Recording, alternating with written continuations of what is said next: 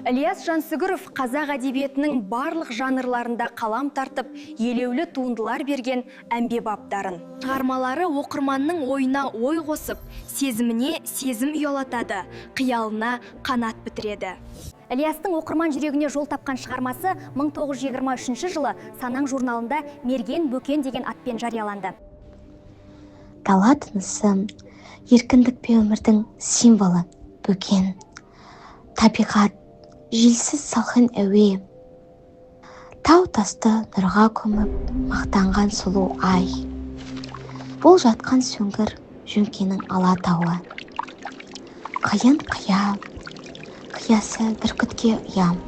Сөйлескені аспан, жамылғаны қар, оранғаны тұман бұлт. Не ажал іздеген, не ажалды қолына ұстаған. Жан болмаса, адам баласы аяқ баспаған жақпарлар, жалғыз-ақ бұл жақпарларды құландай кезетін шыршық мерген.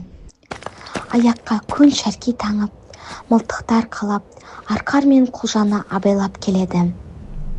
Көгімінде күмән, егіз лағын әсел құздан қорғап, шыжық болған ене бөкен қарсы қапыталда, қақшаңдап келе жатқан мергенді көріп, пысқырлап, қанға шөлдеген аңшы, ермеңдеп жеткен екен ғой балаларым, деп бауырыңдағы екі лағын түртіп оятып, қайтыстың қойнына кірді. Мұны сауысқан көрді.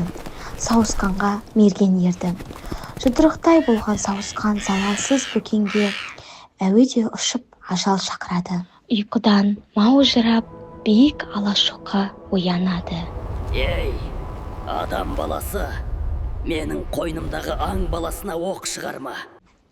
Шыршықтың кішкене қызы, әкем аң атып келеді, деп таңдайын тасылдатады.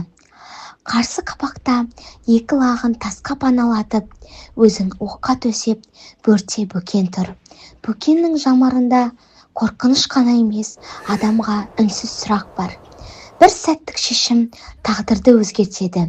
Бөкен табиғаттың әсем жаратылысы, аманаты. Күш пе маңызды, әлде жанашырлық па? Ар оқтан оянғанда мылтықтың үні өшеді. Аңшылық қызық па, әлде қиянат па? Ал мергенше, ол не таңдады? Шыршық мерген қандай жағдайда таңдауы жасауға мәжбүр болды? Әңгімедегі басты идея осы таңдаумен қалай байланысады?